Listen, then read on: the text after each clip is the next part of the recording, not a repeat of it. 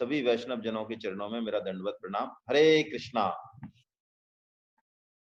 तो आज 8वां अध्याय पे चर्चा होगी, जिसका कि नाम है अक्षर ब्रह्म योग। अक्षर ब्रह्म योग, इसके 8 श्लोक हम कर चुके हैं, उसको थोड़ा सा हम रिकैप कर लें 2-4 मिनट में।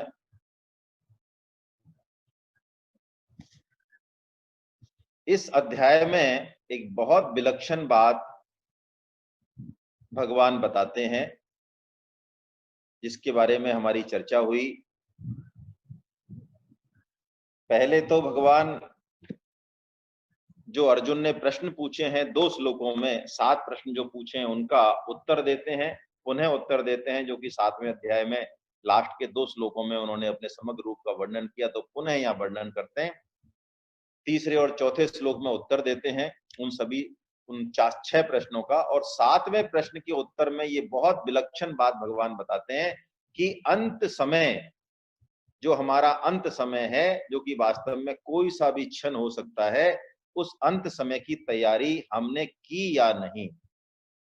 अंत समय इतना महत्वपूर्ण है, भगवान बताते हैं एक बड़े रहस्य की बात, कि अंत समय में जैसा हमारा चिंतन होगा, जैसा हमारा भाव होगा, वस्तुतः हमारा अगला जन्म, अगली योनि वैसी ही होगी। यदि भगवत स्मरण हो गया तो कोई योनि नहीं मिलेगी, सीधे हम भगवत प्राप्ति हमें हो जाएगी। इसमें भगवान की कृपा और न्याय दोनों ही छिपे हुए हैं। कृपा इस अर्थ में कि मनुष्य योनि में जिंदगी भर चाहे जैसे कर्म किए हों, हम कैसे भी दुरात्मा हो, पापी भी हो, लेकिन अंत समय में भी अभी हमारे मन बुद्धि में ये दृढ़ निश्चय हो जाए और ये बात हमारे समझ में आ जाए, और किसी भी हेतु से, किसी भी कृपा के हेतु से यदि भगवत चिंतन हो जाए, तो भगवान कहते हैं हमारा कल्याण निश्चित है। तो हम अपने मन के भावों को शुद्ध रखें, जिससे कि भगवान, क्योंकि इस रहस्य को बताते हैं कि अंत चिंतन, अंतिम चिंतन प्राय वैसा ही होता है जैसा कि हमारे जीवन भर की वासना और कर्म होते हैं।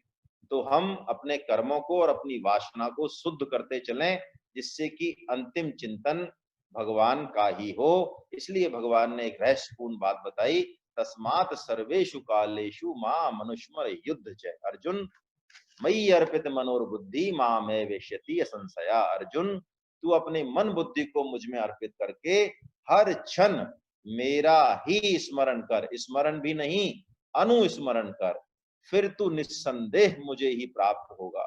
इसमें कोई इसमें दो राय है ही नहीं। ऐसा बता के भगवान ने इस विलक्षण बात को प्राप्त करने के, अब भगवान हमारी रुचि और स्वभाव के अनुसार 3-3 श्लोकों में 3 प्रकरण ले रहे हैं। 8.8 से 10 तक सगुण निराकार की रुचि वालों का प्रकरण ले रहे हैं, जो कि भगवान पहले 7.28 में कह आए हैं। फिर 8.11 से और 13 तक भगवान निर्गुण निराकार का प्रकरण लेंगे, जो कि 7.29 में भगवान ने कह दिया।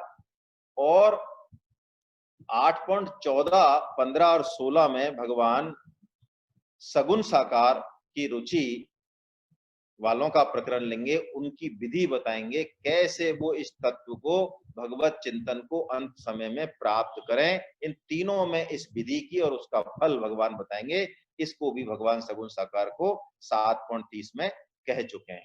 तो आइए, हम कल 8.9वें श्लोक का वाचन कर चुके थे, पुनः वाचन करते हैं। इस पर चर्चा नहीं हुई थी, हम यहीं से शुरू करते हैं। पहले हम इसका वाचन करते हैं। गीता में प्राय 700 श्लोक हैं। 700 श्लोकों में से प्राय 645 श्लोक तो अनुष्टुप छंद के हैं। अनुष्टुप छंद यानी जो प्राय हम श्लोक देखते हैं 32 अक्षरों वाले, लेकिन कुछ श्लोक अलग अलग, जैसे कि ये अलग हैं, कुछ 32 अक्षरों से भी ज्यादा हैं, तो इनका जो लय है वो थोड़ा अलग होता है उन वाले श्लोकों से, है ना। कुछ 44 अक्षरों के भी श्लोक गीता में हैं। वाचन करते हैं हम। कवीं पुराणमनुशासितारं मनोरमां मनुये स्मरेद्य सर्वस्य धाता रमचिंत रूपम आदित्य वर्णम तम से परस्ता। क्या कह रहे हैं भगवान? जो पुरुष सर्वज्ञ अनादि सबका नियंता सूक्ष्म से भी सूक्ष्म सबका धारण पोषण करने वाला अचिंत्य स्वरूप और सूर्य के समान नित्य प्रकाश रूप और अविद्या से अति परे उस सच्चिदानंद घन परमेश्वर का स्मरण करता है, उसकी क्या गति होगी वो अगले श्लोक में बताएंगे। पहले हम इस श्लोक पे चर्चा करते हैं। जैसा कि बताया 8.8, 9 और 10 में भगवान सगुण निराकार की विधि बता रहे हैं, इसका उपक्रम बता रहे हैं, कैसे सगुण निराकार के पथ वाले साधक भगवान को प्राप्त करते हैं। बहुत विलक्षण श्लोक हैं ये तीनों ही।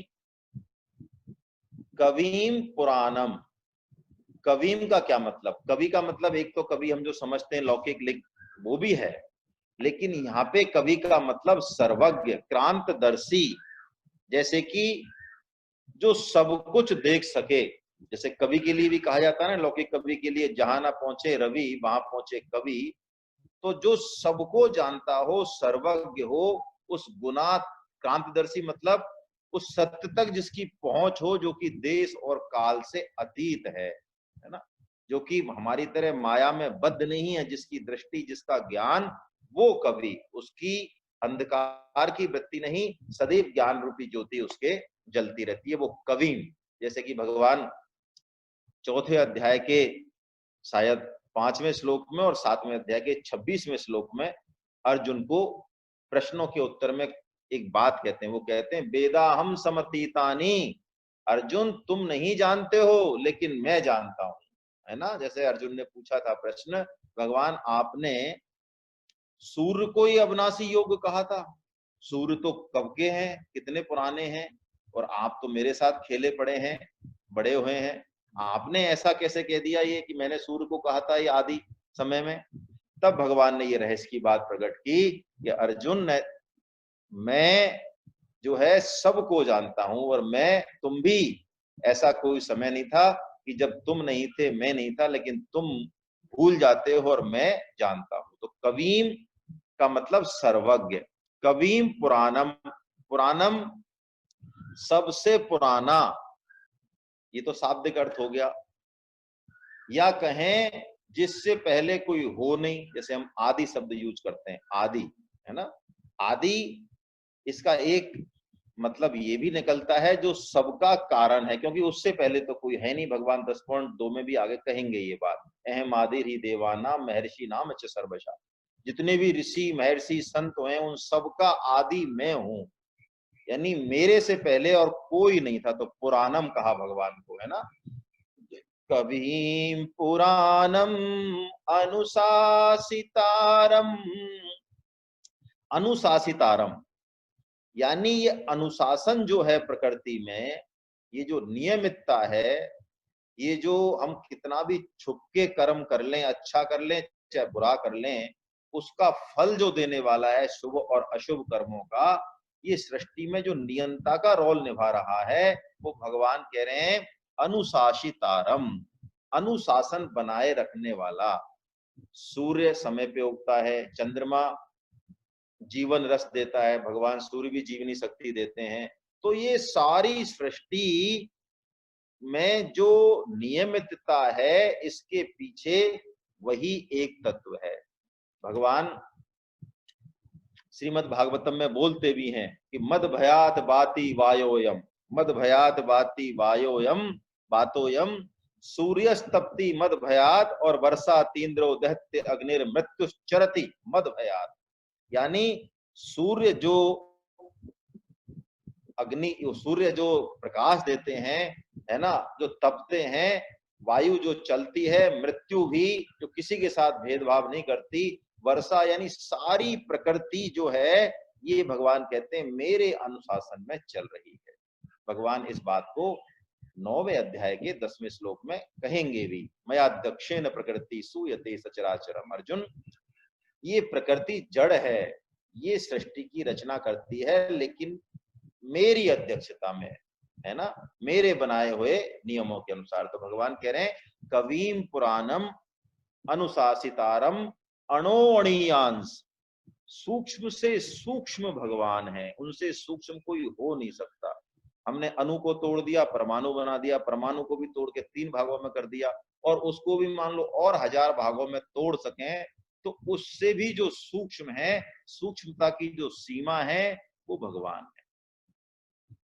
भगवत गीता में जब 13वें अध्याय में 13.13 से और 13.17 तक भगवान इस तत्व का, इस परमात्म तत्व का, इस ब्रह्म का वर्णन करेंगे, स्वयं का वर्णन करेंगे स्वयं की वाणी से, तब भी भगवान ये विलक्षण बात फिर कहेंगे। बहिरंतश्च भूतानाम, है ना, चरम च अचरम एव च सूक्ष्मत्वात् तद्विज्ञेयम। भगवान कहते हैं सूक्ष्मत्वात् तद्विज्ञेयम, मैं सूक्ष्म से सूक्ष्म हूं। वहां पे भी भगवान ये बात कहते हैं। और क्या कहते हैं, अनोअनियांश अनुस्मरेत है। ये बात हो चुकी हमारी, कवि में भी ये भाव आ गया कि वो सर्वज्ञ हैं, यानी भगवान जो है प्राणी मात्र भगवान की जानकारी में है, अनुस्मरित, उनके चिंतन में है। ये कितनी बढ़िया बात है। स्वामी जी कहते हैं भक्त इस बात को सुन के बड़ा प्रसन्न हो जाता है कि मैं कुछ भी कर रहा हूं, मैं छोटा मोटा साधन जो भी कर रहा हूं, तो भगवान उसको देख रहे हैं, वो उनकी जानकारी में है। ऐसा नहीं है कि मैं छुप के भी कर रहा हूं तो भगवान नहीं देख रहे ना। भगवान का कोई भी कर्म तो छोड़ो, एक हृदय का सूक्ष्म सी तरंग, एक छोटा सा भाव भी उनसे छुपा हुआ नहीं है। तो हमारे मन में दुर्वासना है, तब तो हम डर जाएं शायद इस चीज से। जैसे कि आजकल दुकानों में माल वगैरह में लिखा रहता है you are under the CC surveillance. तो वो सीसी सर्विलेंस तो शायद फिर भी टेम्परेरी है, वो हर चीज को नहीं पकड़ सकता, उसकी पहुंच जड़ तक ही है, चेतन तक उसकी पहुंच नहीं, क्योंकि वो खुद जड़ है। लेकिन ये जो सीसीटीवी सर्विलेंस है भगवान का, ये बहुत विलक्षण है, और भक्त इसको सुन के, इस बात को सुन के और बड़ा आनंदित हो जाता है कि हम जैसे भी हैं भगवान हमारे जानकारी में है, भगवान की जानकारी में है, उनके सुरक्षा कवच में है हम। और क्या कह रहे हैं भगवान आगे, सर्वस्य धातारम, ये बहुत विलक्षण बात है।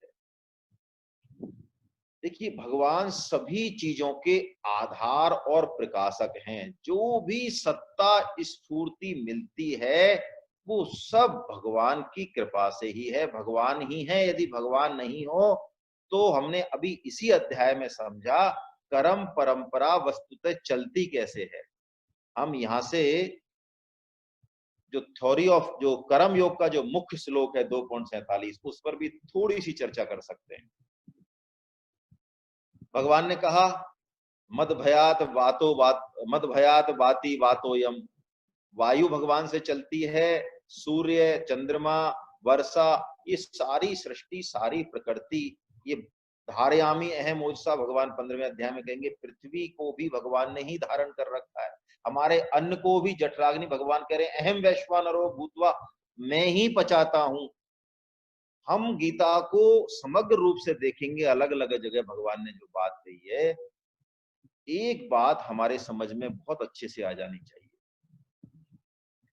कि सब क्रियाओं का, सब भावों का, प्रकृति का जो कुछ भी देखने सुनने समझने में आ रहा है, वो सबके आधार, प्रकाशक, सत्ता स्फूर्ति देने वाले वो भगवान ही हैं। कह रहे ना सर्वस्य धातारम।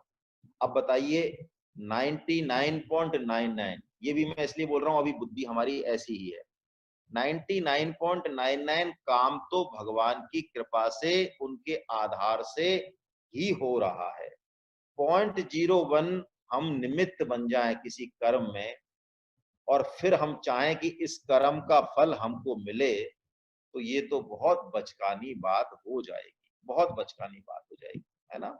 तो भगवान कह रहे हैं सर्वस्य धातारम अचिंत्य रूपम, मैं चिंतन में आने वाला नहीं हूं, चिंतन में आने वाले नहीं है। ये बात भगवान ने दूसरे अध्याय के 29वें श्लोक में भी कही थी। भगवान ने कहा वहां पे कि मैं चिंतन का विषय नहीं हूं, तो अप्रमेय है भगवान वस्तुतः। ये देखिए, इस बात को थोड़ा सा हम समझें कि भगवान अपने आप को अचिंत्य भी कहते हैं, कई जगह कहते हैं गीता में, अधोक्षज कहते हैं, अप्रमेय कहते हैं।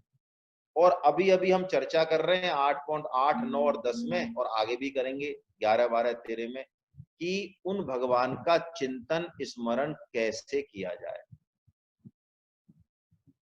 तो ये दो बातें तो बिल्कुल डिफरेंट हो गई, अलग अलग हो गई, बिल्कुल विरोधाभास हो गया इनमें। भगवान कहते हैं कि मैं चिंतनीय हूं ही नहीं, अचिंत्य हूं। अधोक्षज का मतलब है किसी भी इंद्रियों से, अप्रमेय का मतलब है किसी भी प्रमाण से मैं पकड़ में आने वाला नहीं हूं। तत्व है ही ऐसा, ना तो वो वाणी से आएगा, ना बुद्धि से आएगा, वो किसी चीज से नहीं आएगा। इन सब से परे जो बात है, जो हम हैं, उससे ही पकड़ में आएगा।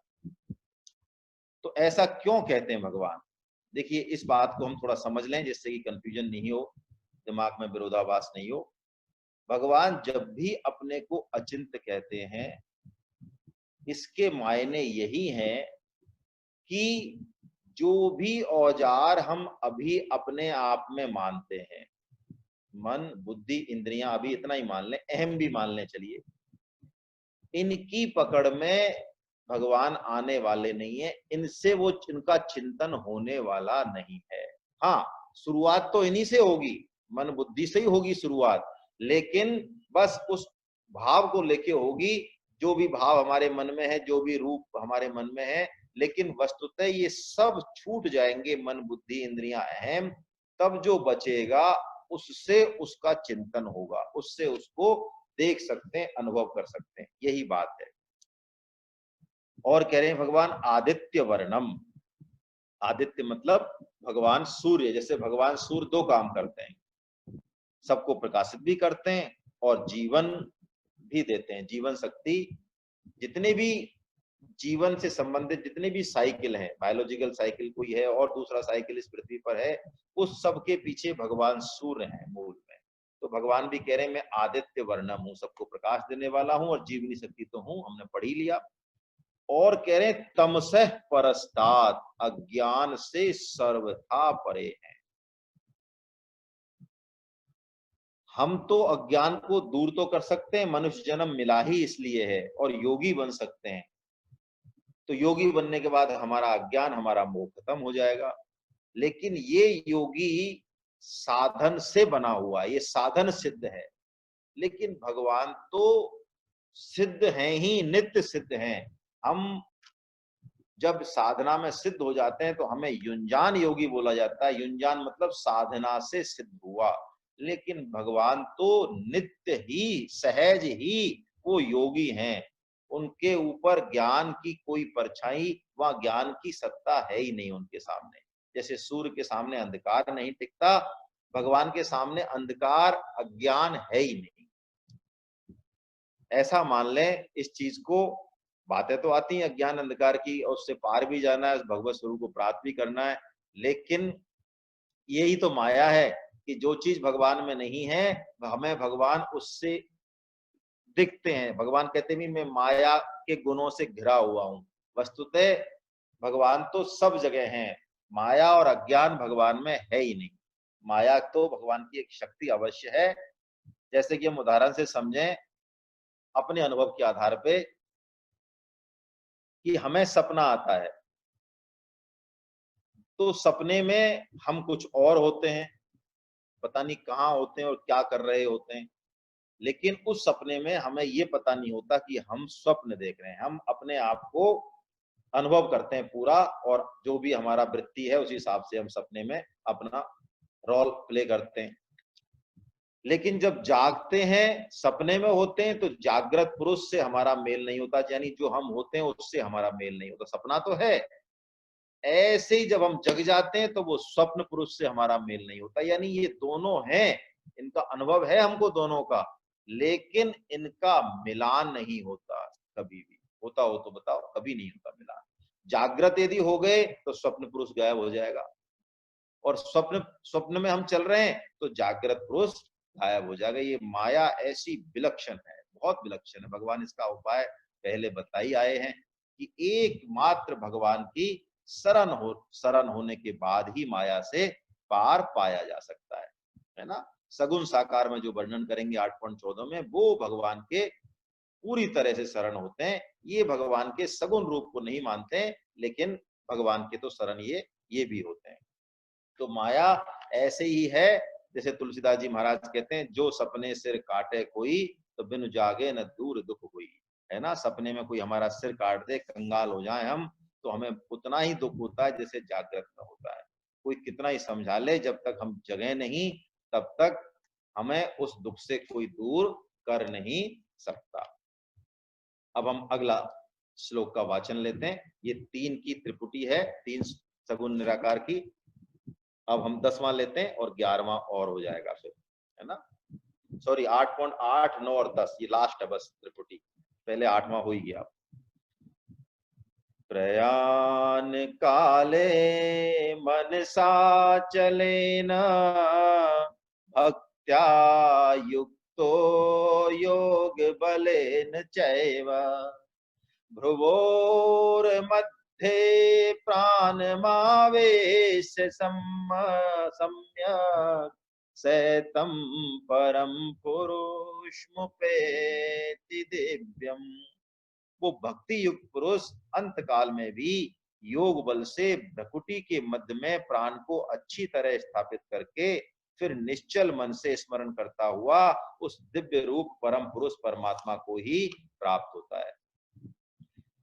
देखिए, ये सारी जो क्रियाएं चल रही है ना, सगुण निराकार की और आगे निर्गुण निराकार की, ये बड़े बड़े यति ऋषि मुनि योगियों के काम है ना। हम इसको पढ़ रहे हैं, समझ रहे हैं परम श्रद्धेय स्वामी जी महाराज के आधार पे, लेकिन हमारा अनुभव कुछ नहीं है। मेरा तो कम से कम बिल्कुल नहीं है ना। अष्टांग योग में भी जो 2 बेसिक चीजें हैं, हम अष्टांग योग की बातें बहुत करते हैं और पार्कों में योग हमेशा मानते हैं योग कर रहे हैं, लेकिन अष्टांग योग की जो 2 बेसिक चीजें, यम और नियम, 5 यम है और 5 नियम है। पहले हम उन पर अपने आप को चिंतन करें, खरा उतारें, उनकी पालना करें, तो ये आगे की चीजें समझ में आएंगी जो स्वामी जी महाराज और भगवान बता रहे हैं। क्या कह रहे हैं समझते हैं फिर भी। प्रयाण काले, प्रयाण काले शब्द से हम परिचित हैं। भगवान ने 7.30 में भी बोला था, 8.5 में भी बोला है, पहले अर्जुन ने भी पूछा है 2 में, 8.2 में। प्रयाण काले मतलब अंत समय। देखिए, अंत समय मतलब मृत्यु। तो ये मृत्यु है क्या? मृत्यु तो हम जो समझते हैं, एक मतलब तो मृत्यु का कि हमारा ये शरीर छूट जाए, ये नष्ट हो जाए, देहांतर हो जाए, एक देह से हम दूसरे देह में चले जाएं। लेकिन यहां जो प्रकरण चल रहा है 8.5 से लेके और अब तक, ये वाला, ये जो योगी हैं, ये जो यति हैं, और गीता का भी भाव यही है कि देहांतर होने के बाद हमको मुक्ति मिले, मोक्ष मिले, ऐसी बात गीता नहीं कहती। गीता तो जीते जी उस अनुभव की बात करती है, यानी जीते जी हम मर जाएं तो हम वास्तव में जीवित हो उठेंगे। तो ये मरना है क्या? इस भौतिक शरीर को नष्ट करना मरना नहीं है। आत्महत्या तो बहुत घोर पाप है। मरने का मतलब है जो सबसे बड़ी हमारी बाधा है, हमारा अहम, हमारा मन, तो मन का नाश हो जाए, इस अहम का नाश हो जाए। यही तरीका चल रहा है इन तीनों प्रकरणों में। यही तरीका है कि हमारे अहम का नाश यदि हो जाए तो हमें अपने स्वरूप का अनुभव हो जाएगा। तो जो हमने अपने आप को अब तक मान रखा था, उसका वो विस्मृति हो जाएगी, वो खत्म हो जाएगा स्वरूप। हमें पता चल जाएगा कि हमने अपने आप को ये माना था, हम ये नहीं है, हम तो ये है। तो यही मृत्यु है। योगी की मृत्यु जीते जी होती है ना। तो भगवान कह रहे हैं प्रयाण काले मनसा अचलेन, मन को बिल्कुल बिन अचल हो जाए मन, और भक्त्या युक्तो योग बलेन चैव। देखिए, भक्त वर्ड दे दिया भगवान ने, यहाँ भक्त शब्द दे दिया। भक्त से क्या मतलब है? यहाँ एक नया सगुण निराकार के हिसाब से नया अर्थ लेते हैं आज। भक्त जो विभक्त नहीं हो। स्वामी जी महाराज ने बताया ये अर्थ। भक्त मतलब जिसकी भगवान से एकता हो, एकत्वम हो, जिसको भगवान में प्रेम हो, अनन्यता हो, वो तो है भक्त। और जिसकी भगवान से एकता नहीं हो, जो इधर उधर अपने आप को शरीर समझ के सारे प्राणियों को अलग समझता है और भगवान से तादात्म्य अनुभव नहीं करता है, वो विभक्त है। भक्त तो भगवान से अनकंडीशनल यानी अहेतुकी प्रेम करता है, प्रेम के लिए ही वो प्रेम करता है और प्राणी मात्र में उसका दर्शन करता है, दूसरों के दुख से दुखी हो जाता है और दूसरों के सुख से सुखी हो जाता है। जैसे तुलसीदास जी महाराज कहते हैं, पर सुख सुख पर दुख दुख, सुख सुख देखे पर। दूसरों के दुख से, यही भक्त की परिभाषा है। तो देखिए यहाँ पे बात हो रही है योग बलेन चैव। ये बहुत ऐसी प्रक्रिया है ये योग की कि बहुत बिरले, शायद लाखों में से, ऐसा तो हमें नहीं कहना चाहिए, लेकिन लाखों में से भी शायद कोई एक इस प्रक्रिया से उस तत्व तक, उस अमृत तक पहुंच पाता है। क्यों? ये जो योग बल है, इस योग बल को साधने के देखिए 3 बल होते हैं, बाहुबल, बुद्धि बल और योग बल।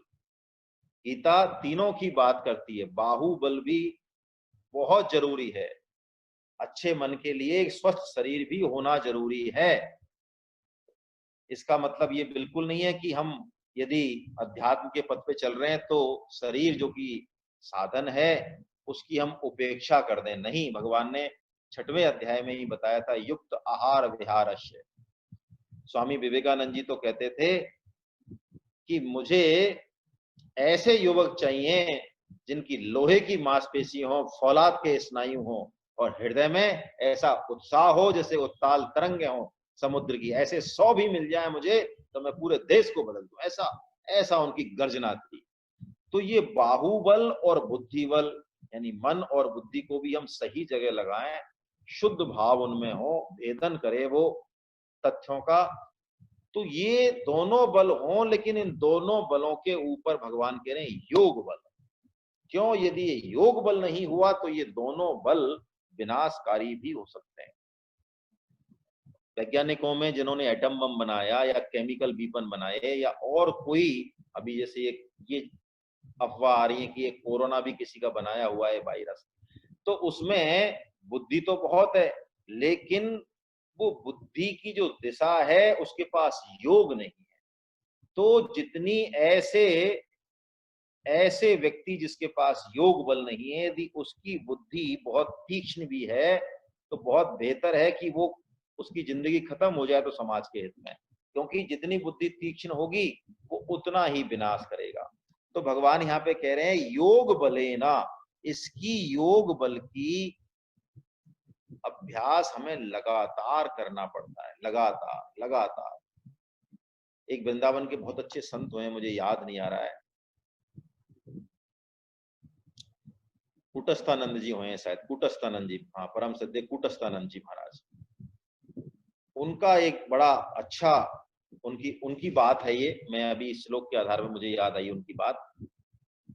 वो कहते हैं अंत समय जब आता है, बुढ़ापा जब आता है, व्याधि जब आती है, तो अच्छे अच्छे योगी, अच्छे अच्छे यति का संयम टूट जाता है। मन बुद्धि इंद्रियों प्राणों की शक्ति उनकी तितर बितर हो जाती है। तो उनका तो कूटस्थानंद जी महाराज का मैंने उनको सुना है, वो कहते हैं कि भगवत कृपा के बिना संभव नहीं है, सिर्फ योग बल के आधार पर भी संभव नहीं है, उसमें भी भगवत कृपा ही होनी चाहिए। नहीं तो अंत समय में ना सुनाई दे, ना दिखाई दे, ना मन काम करे, ना बुद्धि काम करे, कहां से योग बल हो। तो ये बहुत अभ्यास की जरूरत है। इस योग बल से ये क्या करते हैं योगी और यति, ये प्राणों को ऊर्ध्वगमन कराते हैं, है ना। सुषुम्ना नाड़ी जो होती है, एक तो इड़ा और पिंगला होती है, तो ये इनकी सुषुम्ना नाड़ी जो मध्य में होती है, और सुषुम्ना नाड़ी से ये ज्ञान चक्र तक, जहां पर कि द्युदल होता है, ज्ञान चक्र कह लें, अज्ञा चक्र कह लें, वहां तक ये प्राणों की गति को ऊर्ध्वगमन कराते हैं। ऐसी इनकी प्रैक्टिस हो जाती है, ऐसा अभ्यास हो जाता है इनके पास। और उसके बाद वो क्या करते हैं अभ्यास के बाद, कि फिर वो अंत समय में ब्रह्मरंध्र से, यानी जो दसम द्वार है, दसम द्वार से प्राणों को पास करते हैं, विसर्जित करते हैं, जिससे कि उस ब्रह्म की प्राप्ति, उस तत्व में ही उनका मिलान हो जाता है। तो ये योग बलेन, ये एक प्रकरण भगवान ने सगुण निराकार का बताया। अब हम आगे 11, 12 और 13 में निर्गुण निराकार का लेते हैं। अब देखिए, निर्गुण निराकार और भी ज्ञान पंथ कृपान के धारा, ये तुलसीदास जी महाराज की वाणी है ना। ये ज्ञान पंथ योग पथ कोई आसान काम नहीं है। हम बात तो कर रहे हैं, पढ़ रहे हैं, सुन रहे हैं, लेकिन हमारी स्थिति, हमारे मन स्थिति, हमारी बुद्धि की स्थिति हमें पता है, हमारा संयम हमको पता है। हमसे कोई कहे कि 3:30 4 बजे यदि आप नहीं जगते हैं, इस राजेंद्र दास जी महाराज कहते हैं, श्रद्धेय राजेंद्र दास जी महाराज के श्रीमुख से मैंने सुना कि यदि आप ब्रह्म मुहूर्त में नहीं जगते हैं तो ब्रह्म दर्शन की बात भूल जाइए। अब बताइए, हमें एक ये बात भी यदि माननी हो तो हम में से कई, हम में से, मैं तो अपनी बात कर रहा हूं, मुझे आपका नहीं पता, आप में से बहुत लोग उठते हैं, है ना, ब्रह्म मुहूर्त में, लेकिन इसमें भी शायद हमें जो है बड़ी परेशानी आए कि अरे 3:30 4 बजे उठ के नहाना और ये सब, ऐसा क्या है, भाव से हम तो पूजा कर लेंगे। तो ये ज्ञान पथ, योग पथ, इस पर बहुत संयम की जरूरत है। तो इस पैथी में तो जो निर्गुण निराकार की अब भगवान बात करेंगे, इसमें तो भगवान पूरी योग्यता पहले बताएंगे। एक श्लोक में पूरी योग्यता बताएंगे कि इस पर चलने के लिए क्या क्या योग्यता होनी चाहिए, और दूसरे श्लोक में भी वर्णन करेंगे। फिर जो है उसके फल का वर्णन करेंगे, फिर विधि बताएंगे, फिर फल का वर्णन करेंगे, क्योंकि निर्गुण निराकार है, थोड़ा सा भी चूके तो गए, है ना। तो अब पहले हम इसका वाचन करते हैं, फिर इसको समझते हैं। 8.11 यदक्षरं वेद विदो वदन्ति विशन्ति यद्दतयो वीतरागा यदिच्छन्तो ब्रह्मचर्यं चरन्ति तत्ते पदं संग्रहेण प्रवक्ष्ये। यदक्षरम वेद विदो वदन्ति, यानी जिसको वेद के जानने वाले विद्वान, जिस परम अविनाशी सच्चिदानंद घन जिसको कहते हैं, और यत्नशील महात्मा, सन्यासी महात्मा जिसमें प्रवेश करते हैं, और उस परम पद को चाहने वाले ब्रह्मचारी लोग ब्रह्मचर्य का अनुसरण करते हैं, मैं उस परम पद को इस विधि से तेरे लिए कहूंगा। यदक्षरम वेद विदो वदंती, इसमें एक तो भगवान ने कहा यद अक्षरम, अक्षरम वर्ड कह दिया भगवान ने। अभी भगवान ने, जब अर्जुन ने पूछा था इसी अध्याय के शुरू में कि प्रभु वो ब्रह्म क्या है, ब्रह्म किसे कहते हैं, तो भगवान ने यही उत्तर दिया था, है ना। अक्षरम, परम अक्षर ब्रह्म है ना। अक्षरम ब्रह्म परमम, यही भगवान ने कहा। तो ये की यही बात भगवान यहाँ पे कह रहे हैं, यद अक्षरम वेद विदो वदंती, जिसके बारे में वेद वर्णन करते हैं, वो ब्रह्म, वो सच्चिदानंद घन। और विशंति यद्दतयो वीतरागा, देखिए यहाँ भगवान ने वीतराग शब्द कहा। वीतराग शब्द बहुत विलक्षण है, हमारी चर्चा हो चुकी है। वस्तुतः वैसे देखा जाए तो गीता में त्याग का, संन्यास का संगीत हर जगह सुनाई देगा, हर जगह, हर श्लोक में सुनाई देगा। यानी जब तक हम त्याग करने के लिए तैयार नहीं हैं, हम सुखासक्ति में यदि उलझे हुए हैं, तो भगवत गीता की बातें हमारी बुद्धि में, हमारे हृदय में बैठना बहुत मुश्किल है। यहाँ पे भी भगवान यही बात कह रहे हैं, विशंति यद तयो यति, वो बीत राग, बीत राग यानी ना तो राग ना द्वेष। एक तो छोड़ना होता है, द्वेष से छोड़ना चीजों को, लेकिन ये जो बीत राग होता है, कल भी शायद चर्चा हुई थी, जैसे राग और द्वेष सिक्के के दो पहलू हैं, तो ये दोनों पहलुओं से परे उस परिधि पे जाके टिक जाता है, वहां रहता है। ना तो ये राग से पकड़ता है, और ना जो है ये द्वेष से छोड़ता है, ना ये इंद्रियों का संयम दमन से करता है। दमन नहीं करता, क्योंकि दमन यदि होगा इंद्रियों का, तो दमन से वो कुछ समय के लिए दब तो जाती हैं, लेकिन फिर वो उतनी ही तेजी से विस्फोट करती है। तो ये जो बीत राग है, ये विवेक जनित वैराग्य है। वस्तुतः ये बुद्धि की ऐसी परिपक्व अवस्था है जिसको ये समझ में आ गया कि वास्तव में इन शरीर और संसार के सुखों में कुछ है नहीं, ये खुजली सुख है। जिसको हृदय से ये बात, बुद्धि से नहीं, हृदय से ये बात समझ में आ गई कि संसार के सुखों में कुछ नहीं है, इस जन्म में भी हमने खूब भोगे हैं और करोड़ों जन्म में भी हमने खूब भोगे। ऐसा विवेक और वैराग्य जब प्रकट होता है तो व्यक्ति सुख भोगों में रहते हुए भी, घर गृहस्थी में रहते हुए भी, रबड़ी मलाई खाते हुए भी, जैसा भी उसका प्रारब्ध है, वो वीतराग की स्थिति में पहुंच जाता है। क्यों? उसको इस ब्रह्मानंद की एक झलक मिल जाती है, एक बूंद, उसको वो संकेत मिल जाता है। जैसे संसार के सुख चाहे कितने भी बड़े हों, संसार के सुखों को यदि हम तारे माने, तो ब्रह्मानंद सूर्य के समान है। जैसे सूर्य प्रकट हो जाए तो तारे कितने ही चमकीले हो, कितने ही तारे हो, वो सब छिप जाते हैं, उनकी चमक जो है वो ढीली पड़ जाती है। तो यही बात भगवान यहाँ पे बता रहे हैं, विशंति यद्यतयो वीतरागा। और क्या कह रहे हैं, इससे भी और इंपॉर्टेंट बात, वीतराग पे भी हम कब पहुंचेंगे? यदि क्षंतो ब्रह्मचर्यम चरंती। ब्रह्मचर्य, देखिए ब्रह्मचर्य की बात गीता बहुत समग्र अर्थों में करती है। पहले भी हमने ब्रह्मचर्य पे चर्चा की है।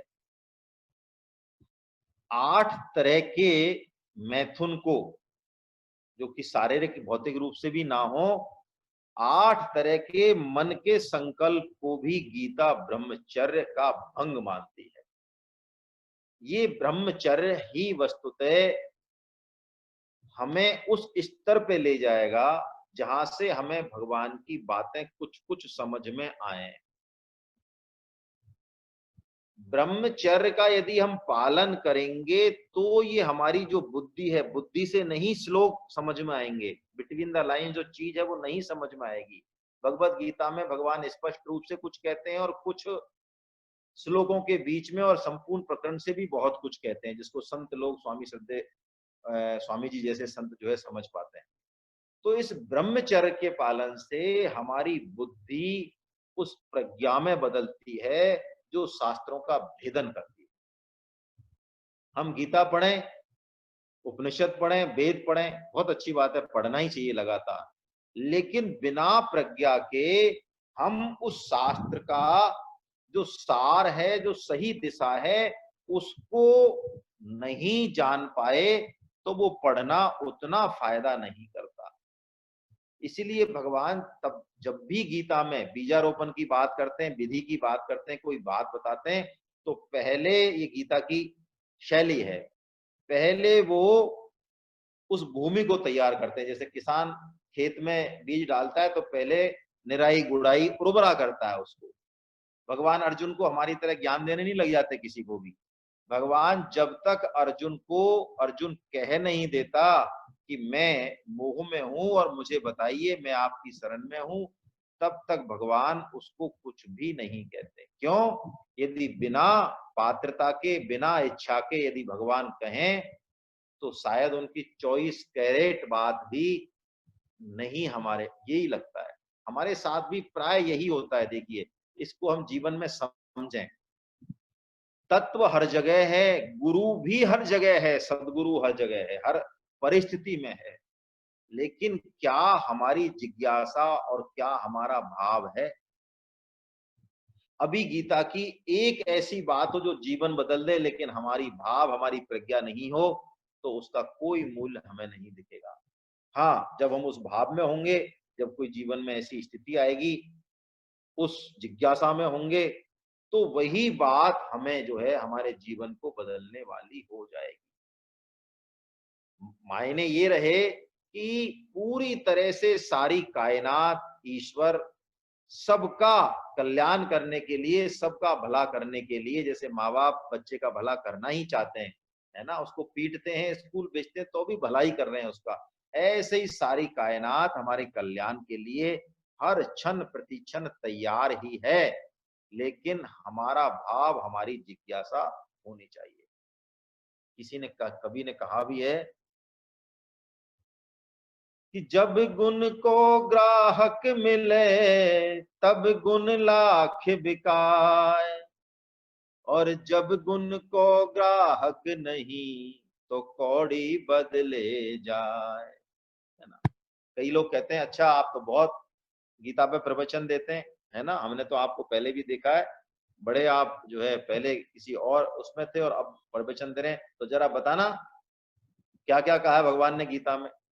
तो अब ठीक है, उस समय जो भी बात होती है, लेकिन गीता का जो रहस्य है, गीता के श्लोकों में भगवान ने जो अमृत भरा हुआ है, उसको यदि कोई सिर्फ किसी को टेस्ट करने के हिसाब से या किसी को कैजुअली पूछे तो वो उन भावों तक नहीं पहुंच सकता। तो ब्रह्मचर्य बहुत जरूरी है। हमारे उपनिषदों में, वेदों में आया है कि ब्रह्मचारी पहले 3 समुदाय लेके जाता था। समिधा, लकड़ी की जो हम हवन करते हैं, 3 समुदाय 3 चीजों की, 3 लोगों की वो पूर्ति करता है। ये वस्तुतः तीनों लोग भी ब्रह्मचर्य रूपी तप से, उसी से ही चल रहे हैं। ब्रह्मा जी कहते हैं इस बात को कि मैं संपूर्ण सृष्टि, भगवान भी कहते हैं सृष्टि में तप से ही करता हूं, तो तप ब्रह्मचर्य का ही दूसरा रूप है।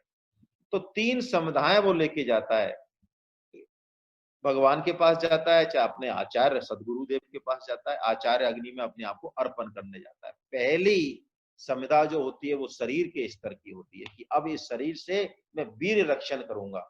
हम प्राय ब्रह्मचर्य का मतलब यही समझते हैं, लेकिन नहीं, ये तो प्राइमरी स्टेज है ही। लेकिन इस स्तर के बाद भी बहुत महत्वपूर्ण 2 स्तर और हैं। शरीर के स्तर पर होगी एक समदा, दूसरी मन और बुद्धि के स्तर पर, कि मन और बुद्धि से भी निश्चय होगा इसी बात का, मन बुद्धि में भी वो जड़ ही खत्म होगी, क्रिया ही नहीं, क्रिया का जो उद्गम है वो भी खत्म होगा। और तीसरा आत्मबल, वो आत्म तेज है ना, जैसे सूर्य की तरह ब्रह्मचारी का जो चेहरा होता है, उसकी जो बात होती है, उसकी वाणी में वो तेज होता है, वो वाणी से जो कहता है वो होके रहता है संपूर्ण कायनात। ये तीनों लोगों को वो तृप्त करता है, तीनों लोगों को वो तृप्त कर देता है। तो भगवान यही बात कह रहे हैं कि ये 3 बेसिक आवश्यकताएं होनी चाहिए। अब मैं तेरे से उस मार्ग को संक्षेप में कहूंगा। भगवान कह रहे हैं मैं संक्षेप में उस बात को कहूंगा, ऐसा भगवान कह रहे हैं। अब हम अगले श्लोक का वाचन कर लेते हैं, है ना। दोनों श्लोक एक साथ ही लेते हैं जिससे प्रकरण पूरा हो जाएगा एक साथ ही, है ना। सर्व द्वाराणि संयम ये मनो हृदय निरोध्य च मूर्धन्य धायात्मने प्राणे मा स्थितो योग धारणा ओमित्येकाक्षरं ब्रह्म व्याहरन् मामनुस्मरन् यः प्रयाति त्यजन् देहं स याति परमां गतिम्। सर्व द्वारानि संयम, ये अभी वो योग्यता जो बता रहे हैं भगवान, जो निराई गुड़ाई कर रहे हैं खेती की, वो अभी पूरी नहीं हुई है, चालू है। क्या कह रहे हैं इसके बाद, सर्व द्वारानी संयम, है यानी लक्ष्य यदि परमात्मा को प्राप्त करना है और इंद्रिय संयम भी नहीं है, इंद्रियों के द्वारों पे रोक ही नहीं है, तो कितनी भी ऊर्जा इकट्ठी कर लें, तप इकट्ठा कर लें, ज्ञान ले लें, वो सब बह जाएगा। हमारी चर्चा हुई है इस पर दूसरे अध्याय में, भगवान इंद्रिय संयम की बात करते हैं। क्यों? इंद्रिय संयम नहीं होगा, जीवन में वैराग्य नहीं होगा, तो ज्ञान टिकेगा नहीं। ऐसा संत कहते हैं, ज्ञान वैराग्य रूपी पात्र में ही टिकता है, नहीं तो लिया और गया, लिया और गया, या हम उल्टा पुल्टा भी समझ सकते हैं। तो भगवान कह रहे हैं सर्व द्वारानि संयम, ये है ना। अब देखिए, ये जो द्वारों का संयम होता है ना, ये बहुत विलक्षण संयम है, दमन नहीं है।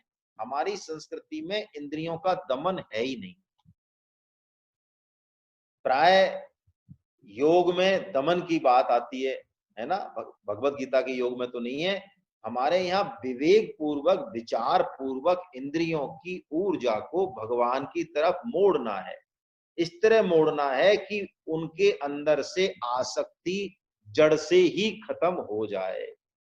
जैसे कि एक उदाहरण हमने लिया, मुझे अभी वही याद आ रहा है, चैतन्य महाप्रभु, वो तो राधा अवतार हैं, करुणा अवतार हैं, सर्वज्ञ हैं, लेकिन लीला रूप में वो बता रहे हैं लोक शिक्षण के लिए कि उनके गुरुदेव ने उनकी इस बात को देखने के लिए कि इनका कितना संयम है और दूसरे शिष्यों को शिक्षा देने के लिए।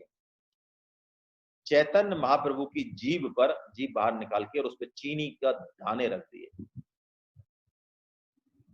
तो चैतन्य महाप्रभु की जीभ की जो रसनेन्द्रिय हैं, जो सूक्ष्म इंद्रिय हैं, उनसे चीनी का स्पर्श हो रहा है, मीठे का, लेकिन चैतन्य महाप्रभु के जीभ पर इतनी सी भी लार या रस नहीं बना। क्यों नहीं बना? ये संभव ही नहीं है। बायोलॉजिकल समझे, बायोलॉजी से तो संभव नहीं है, लेकिन संभव है। ऐसे संभव है कि उनका मन, बुद्धि और आत्म नियंत्रण इतना है कि वो मैसेज पास नहीं हो रहा अंदर तक, बस वहीं की वहीं, वो स्पर्श तो है लेकिन पास नहीं हो रहा, वो मैसेज पास नहीं हो रहा, तो लार बनाने का ऑर्डर ही नहीं आ रहा वहां से। यानी रसनेन्द्रिय पे वो टिके हुए हैं चीनी के दाने, लेकिन कहीं भी लार या थोड़ा सा भी पानी जीभ पर नहीं आया। ऐसा संयम तो भगवान यहाँ कह रहे हैं सर्व द्वारानि संयम। ये कब होगा? मनो हृदय निरुद्ध च। इंद्रियों पर ही नहीं रुक जाए। मन इंद्रियों का राजा है, छठी इंद्रिय है। मन को निरुद्ध कर दें किसमें? हृदय में। हृदय का मतलब देखिए, हृदय में परमात्मा रहते हैं। हृदय में ही एक से एक उच्च विचार आते हैं, करुणा, प्रेम, वात्सल्य। तो मन को हृदय में निरुद्ध करने का मतलब है मन को बुरी वासनाओं से उठाकर शुद्ध करते हुए और हृदय की उच्च से उच्च, उच्च से उच्च, उच्चतर और अंत में परम प्रभु जो विराजमान है कण कण में, और हृदय में तो बहुत स्पष्ट रूप से विराजमान है, वहां तक हम ले जाएं। ये हुआ, ये अब तक भूमिका बनी। और अब वो बता रहे हैं मूर्धन्य आत्माएं, मूर्धन्या धायात्मना प्राणम। मन हो गया, एक चीज और रह गई यहां, है ना, बुद्धि। ये मूर्धन्या क्या है? मूर्धन्या उस बुद्धि को कहते हैं जो कि निश्चय कर चुकी है कि इस मनुष्य जीवन का एक ही परम उद्देश्य है, संसार की, परिवार की, देश की, समाज की सेवा करनी है, लौकिक भौतिक सब काम करने हैं, लेकिन वो सब काम भगवान की पूजा हो जाएंगे यदि दृढ़ निश्चय बना लिया तो मूर्धन्या, ये मूर्धन्या इंद्रिय, मन और मूर्धन्या, दृढ़ निश्चय की बात देखिए आ गई। फिर इसके बाद भगवान बताते हैं ये तीनों चीज हो तो वो योग धारणा की बात कर रहे हैं भगवान। प्राणम प्राणम आस्थितो योग धारणा, यानी फिर ये तीन बात हो, इंद्रिय, मन और बुद्धि, ये तीन मिले तो योग धारणा होगी। और फिर भगवान कहते हैं कि फिर प्राणों का ऊर्ध्वगमन होगा, फिर ऊर्ध्वगमन होगा। और क्या करे इसके साथ, प्राणों के ऊर्ध्वगमन के साथ? भगवान कह रहे हैं ओम इति एक अक्षरम ब्रह्मा। आहा, उस ओम का जो कि त्रिपदा गायत्री का भी जनक है, वेदों का जनक है, इस ओम में समस्त शास्त्र समाये हुए हैं, इससे बाहर कुछ भी नहीं है। इस ओम की जितनी महिमा गाई जाए उतनी कम है। यही प्रणव है।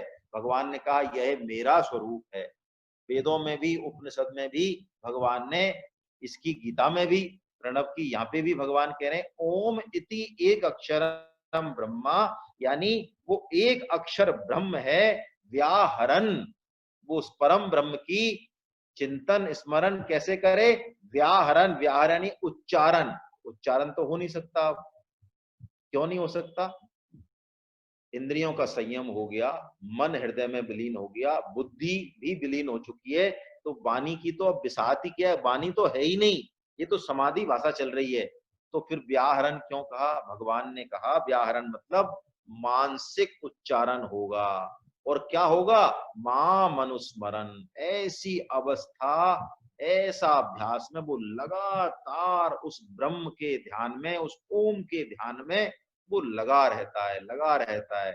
और फिर वो समाधि सविकल्प निर्विकल्प अंततः वो उस अमृत को, जो कि अमृत यही है इस शरीर में ही, उस अमृत को वो प्राप्त कर लेता है। भगवान कह रहे हैं यह प्रयाति त्यजन देहम स याति परमाम गतिम, क्योंकि उसका अहम नाश हो गया, वो उस परम गति को प्राप्त हो जाता है, पहले ही हो जाता है, फिर उसकी मृत्यु नहीं हो सकती। जैसे ही ये निर्विकल्प समाधि से जो जीवन मुक्ति मोक्ष होता है, फिर मृत्यु नहीं हो सकती। मृत्यु तो शरीर की होगी, क्योंकि उस चक्र पे जिसको कि बोला जाता है, इसमें जो अंतिम जो ब्रह्म रंध्र से पहले उस चक्र में, द्युदल चक्र में, मेरा इसमें कोई अनुभव बिल्कुल नहीं है, इसलिए मैं जो स्वामी जी महाराज ने कहा है वही आपके चरणों में निवेदन कर रहा हूं कि इस साधना का फल ये है कि बताते हैं आज्ञा चक्र के पास सप्त कोश हैं। आज्ञा चक्र जो है इसमें सप्त कोश हैं, जिनके नाम दिए हैं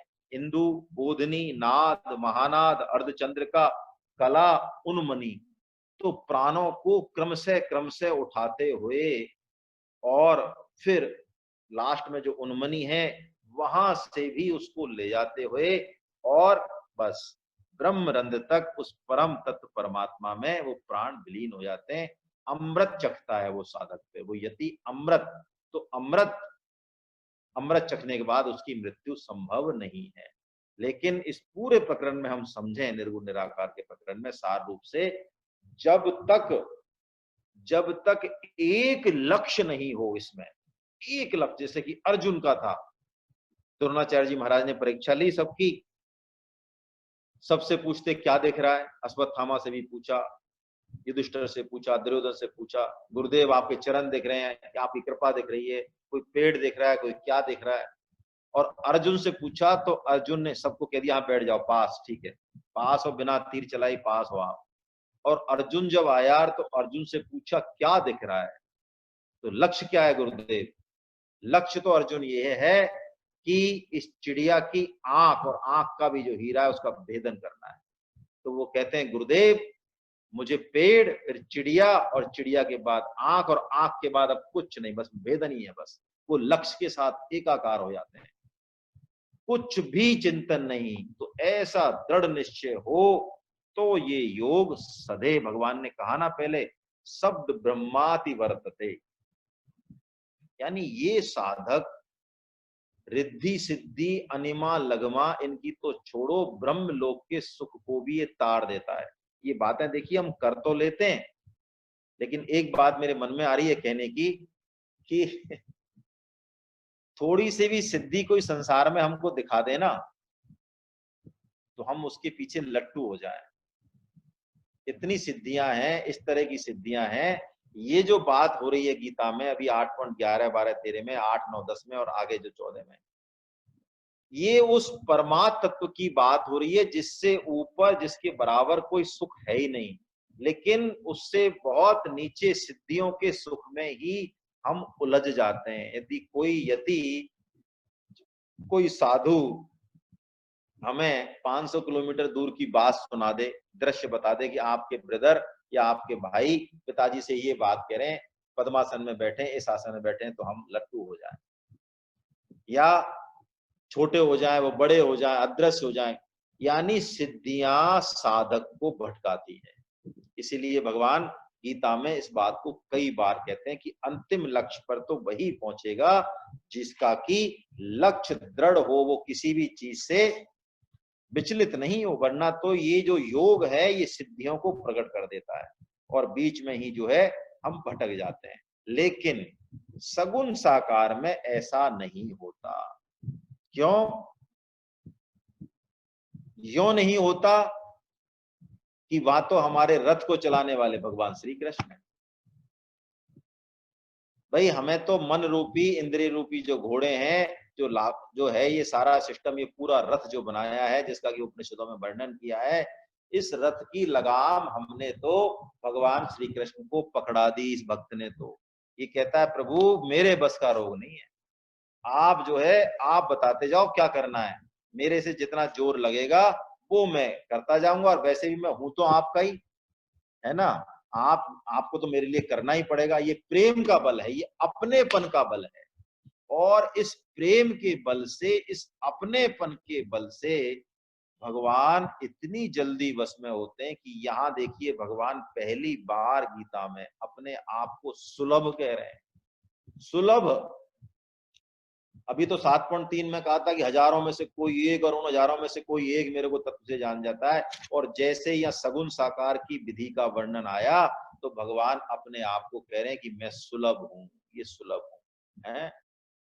पहले हम वाचन करते हैं, फिर इस पे चर्चा करते हैं। अनन्य चेता सततम यो मामिस्मरति नित्यसा तस्याहं सुलभ पार्थ नित्य युक्त योगिना। हे अर्जुन, मुझ में अनन्य चित्त वाला होके जो सदा ही निरंतर मुझ पुरुषोत्तम का स्मरण करता है, उस योगी के लिए मैं सुलभ हूं। प्राणायाम तो देखिए बहुत कठिन है, और व्याधि हो, बुखार हो और कोई बीमारी हो, घर में कोई और दुख बड़ी कठिनाई हो जाए, जिंदगी में प्रतिकूल परिस्थिति आ जाए, अरे योग तो छोड़ो, हम छोटे मोटे भजन साधन को भी हमसे नहीं होता, नहीं होता। देखिए संतों का तो यही कहना है। परम श्रद्धेय स्वामी जी महाराज का पूरा जीवन निर्गुण निराकार की पैथी से गया, विधि से गया। और ऐसा संत यदि कुछ कहे तो उसकी बात में बहुत वजन है। क्यों? वो सारे, वो कहते हैं जिन स्कूलों की कोई बात कर रहा है, इन सब में हम हेडमास्टर रहे हुए हैं। पूरी जिंदगी वेद उपनिषद पुराण, एक से एक वेदांती, है ना, पूरा जीवन उनका इधर गया। पता नहीं कौन कौन सी तो उनके पास उपाधि थी, इन्होंने बताया नहीं, आचार्य से भी ऊपर है ना, कौन कौन सी। इन सब का आलोड़न विलोड़न करने के बाद अंत समय में उनकी रुचि भक्ति की तरफ हुई, सगुण साकार की हुई। और उन्होंने ऐसी नई नई खोजें करके दी हमें कि हम थोड़ी सी भी इच्छा जाहिर करें अपनी, बस थोड़ा सा भी सपोर्ट कर दें, थोड़ा सा ही, तो बस मानो परमात्मा बाहें फैला के हमारे लिए तैयार खड़े हैं। ऐसी बातें स्वामी जी महाराज कहते हैं। तो क्या कह रहे हैं? अनन्य चेता। अनन्य चेता कैसे? अनन्य चेता जो केवल एक भगवान को ही जाने, भगवान का ही स्मरण करें, दूसरी तरफ उनकी वृत्ति है ही नहीं। 8 पहर 64 घड़ी मेरे और न कोय, और नैना माही तू बसे, नींद ही ठौर न हो। किसी के लिए कोई जगह नहीं, भरी सराय देख के पथिक आप फिर जाए, ये भी दुआ हमने कहा। यानी भगवान के कथा से, लीला से, गुण से, चरित्रों से, भगवत गीता से, भागवतम से, रामायण से जैसे मिल रहा है, सत्संग से, सत्चर्चा से, प्रचार से, नाम जप से, कुल मिला के बात यह है कि वृत्ति भगवान में ही लगे रहे। रसोई बना रहे तो भगवान का ही स्मरण चल रहा है, भगवान का ही नाम जप चल रहा है। अनन्य चेता, है ना, अनन्य चेता। इस अनन्य चेता के लिए भगवान कह रहे हैं अनन्य चेता सततम यो। सततम का मतलब जब से हमें ये बात समझ में आ गई, प्रभु कृपा से, संत कृपा से, सदगुरु कृपा से, शास्त्र कृपा से, कि इस मनुष्य जीवन का कोई एक उद्देश्य है, उसको प्राप्ति करना है, यदि उसकी तरफ ध्यान नहीं दिया तो महतो विनष्टि, उपनिषद कहते हैं बहुत बड़ा नुकसान हो जाएगा, बहुत बड़ा महतो विनष्टि, है ना, यदि हमने इस तरफ ध्यान नहीं दिया। बाकी संसार में कितनी भी बड़ी से बड़ी चाहे उपलब्धि कर ली हमने, तो भगवान कह रहे हैं सततम, जिस दिन से इस चीज को पकड़ा तो मृत्यु पर्यंत ये चलती रहे, बीच में नहीं छूट जाए, है ना। और नित्य से का मतलब जब नींद खुले तब से गहरी नींद आने तक। ये भगवान कह रहे हैं अनन्य चेता सततम यो माम स्मरति नित्यशा तस्या हम सुलभ पारता। आहा, भगवान कहते हैं उनके लिए मैं बहुत सुलभ हूं, बहुत सुलभ हूं। और कलयुग में तो देखिए ये श्लोक हम सब पे लागू होता है, सब पे लागू होता है। तुलसीदास जी महाराज तो ऐसी बातें बताते हैं विलक्षण कि कल युग सम युग आन नहीं, जो नर कर विश्वास, और गाय राम गुण गण विमल, और भव तर बिनहि प्रयास। भव सागर को हम पार नहीं पा सकते अपने साधन से, लेकिन ऐसा सरल रास्ता बता रहे हैं तुलसीदास जी महाराज। को कहते हैं नदी है प्रबल, तैरना आता नहीं, और इतना पार चौड़ा है कि आप जैसे अच्छे अच्छे बह गए, आप कहाँ जा रहे हो, डूब जाओगे। तो तुलसीदास जी कहते हैं अच्छा तो इस पे पुल बना दें तो चले जाओगे कि हाँ, फिर तो महाराज हम चले जाएंगे, फिर तो हम क्या चींटी चली जाएगी, तो बस ये सगुण साकार का ऐसा ही है मामला। कल जुग जोग न यज्ञ न ज्ञाना, एक आधार राम गुण गाना, कलि करे एक पुनीत प्रतापा, मानस पुण्य होए नहीं पापा। कितनी बढ़िया बात। देखिए कैसे भगवान हमें नियम तो कलयुग के बता रहे हैं और फल दे रहे हैं उत्तम, उत्तम से उत्तम सर्वोत्तम। कैसे? हम कितना भी सत्संग करें, कुछ न कुछ वासनाएं चलती रहती हैं, हालांकि खत्म हो जाती है बाद में पूरी तरह से भगवत कृपा से, लेकिन वासनाएं मन में आती हैं, कामनाएं आती हैं। उन कामनाओं का, उन बुरे विचारों का कलयुग में बुरा फल नहीं होता। बोलिए, जब तक कि हम उनको क्रिया रूप में परिणत नहीं करते तो हम तो नहीं करेंगे। सत्संग हमारे साथ है, विवेक हमारे साथ है, लेकिन देखिए क्या वीटो पावर दे रहे हैं भगवान। वो कह रहे हैं मानस पुण्य होए नहीं पापा, लेकिन पुण्य आपने किसी का भला करने की सोची और की कर नहीं पाए, समय नहीं मिला, भूल गए, चले गए, लेकिन सोची बहुत दिल से कि कैसे हमारा कुछ धन, कुछ तन, कुछ मन काम आ जाए इस विपदा में, जैसे कि अभी विपदाएं चल रही हैं समाज में। तो सोची तो कहते हैं, करने की इच्छा तो पूरी थी लेकिन कर नहीं पाए, लेकिन सिर्फ सोचने से ही उस पुण्य का फल मिल जाता है। कैसी बात है। भगवान का नाम भी कैसा विलक्षण है कलयुग में कि जरूरी नहीं है मन लगे, इच्छा से लें, भाव से लें। अरे बिवसहु जासु नाम नर कहीं, जन्म अनेक रचित अघधहि, अरे सादर सुमरन जे नर करही, भव बारिधि को पद इव तरही। देखिए ये जो भक्तों के भाव है, इन पर बिल्कुल अविश्वास मत कर बैठना, ये गलती मत कर बैठना कोई भी। परम जो है आप सभी वैष्णव हैं, वो कह रहे हैं तुलसीदास जी महाराज, विवस ही जासु नाम नर, विवश होके भी यदि पैर फिसल गया और बोल दिया हर हर गंगे, तो भी गंगा स्नान मान लिया जाता है ना।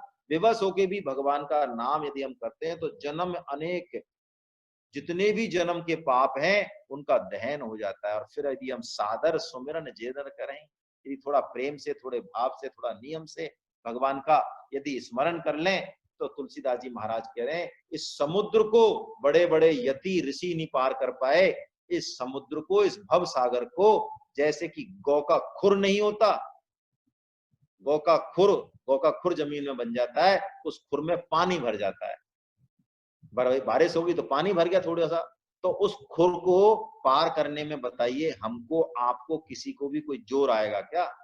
कोई जोर नहीं आएगा। यही तो भगवान की बात है, यही भगवान की बहुत विलक्षण कृपा है। ये बल है अपनेपन का, जैसे बच्चे में, बच्चे का माँ से जो संबंध होता है उसके दम पे वो माँ को और सारे घर को नचाता है। बस इस साधक में साधक बना, चाहे जितना हो चाहे नहीं हो। इसलिए इस साधक पने को, इस बात को ग्रहण करने के लिए लगातार सत्संग करें, लगातार नाम जप करें, लगातार गीता प्रचार करें, भक्तों का संग करें, संत वैष्णव का संग अवश्य करें। जहां भगवत चर्चा होती हो, जिसके संग बैठने से, जिसकी बातें सुनने से भगवान की तरफ मन लगता हो, वही वैष्णव है, वही वैष्णव है। वैष्णव की बहुत अलग अलग परिभाषाएं, अभी हम इतना ही मान लें।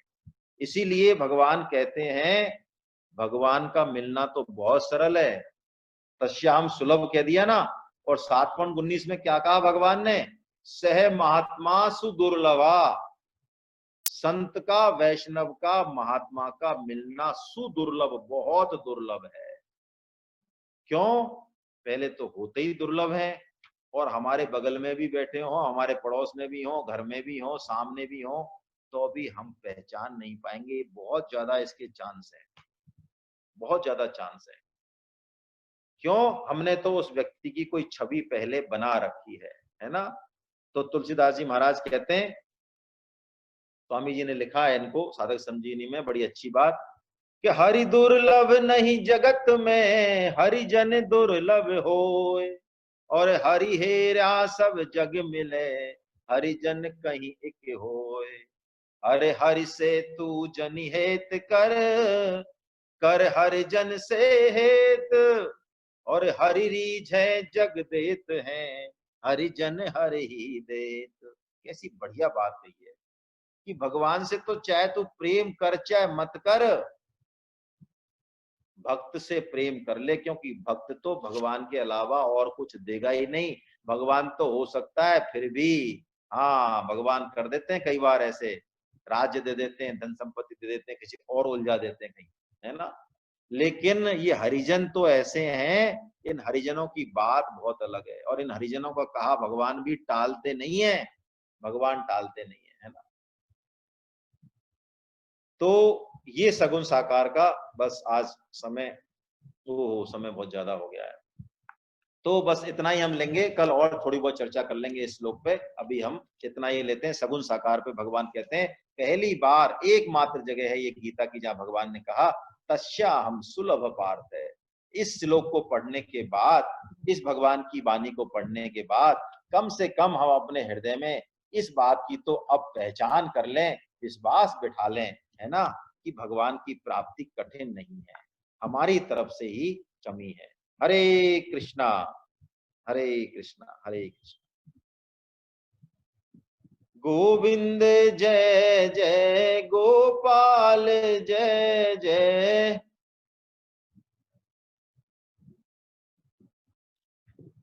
राधा रमन हरि गोविंद जय जय।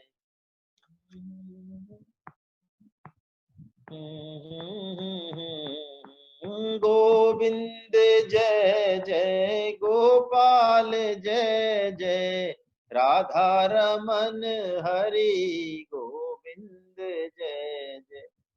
नाम संकीर्तनम यस्य सर्व पाप प्रणाशनम, प्रणामो दुःख शमनस्तम नमामि हरिम परम। बोलो वृंदावन बिहारी लाल की जय, बोलो बांके बिहारी लाल की जय, बोलो राधा गोविंद देव सरकार की जय, बोलो आज के आनंद की जय। आप सभी वैष्णव जनों के चरणों में मेरा दंडवत प्रणाम। हरे कृष्णा, हरे कृष्णा। कल हम फिर मिलते हैं।